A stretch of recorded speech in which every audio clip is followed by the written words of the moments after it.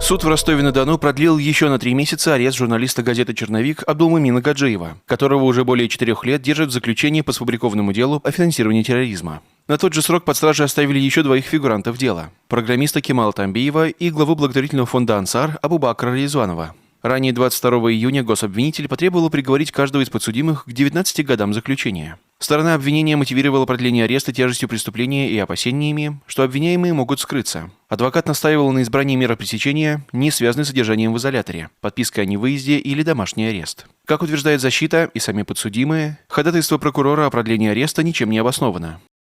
Если основания для нашего нахождения под стражей не оспариваются, это потому, что их изначально вообще не было.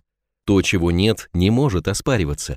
А по поводу того, что мы можем продолжить преступную деятельность на воле, мы не занимались никогда преступной деятельностью. Коллеги арестованного журналиста считают его уголовное дело политическим преследованием и регулярно проводят одиночные пикеты в его поддержку в центре Махачкалы. Абдулмумин Гаджиев, редактор отдела религии газеты «Черновик», был задержан 14 июня 2019 года. Он является одним из 11 фигурантов дела, которым инкриминируют финансирование запрещенной организации. Уже на самой ранней стадии рассмотрения этого дела обвинение не смогло доказать причастность Гаджиева к вменяемому преступлению. После этого следствие инкриминировало ему призыв к участию в финансировании запрещенной организации посредством своих публикаций в газете «Черновик». Несмотря на то, что за все 4 года содержания под стражей следствие не смогло доказать ни одно из предъявленных обвинений, и более того, все экспертизы и свидетели были в пользу обвиняемых, суды различных инстанций продолжают продлевать его содержание под стражей. Между тем, зачинщики военного мятежа, которые месяц назад захватили тот же Ростов-на-Дону, где проходит заседание суда, и чуть было не дошли до Москвы, продолжают свободно передвигаться по стране, чувствуя полную безнаказанность. Во всей этой истории с одним из ярких представителей дагестанского общества, Абдулмумином Гаджиевым, поражает то, что жители Дагестана не проявляют активную позицию по освобождению представителя своей республики, над которым устроили настоящее судилище, забрав его в другой регион, да к тому же отдав его дело в военный суд. Неужели дагестанцы позволят продолжать эту явную несправедливость по отношению к одному из лучших из них?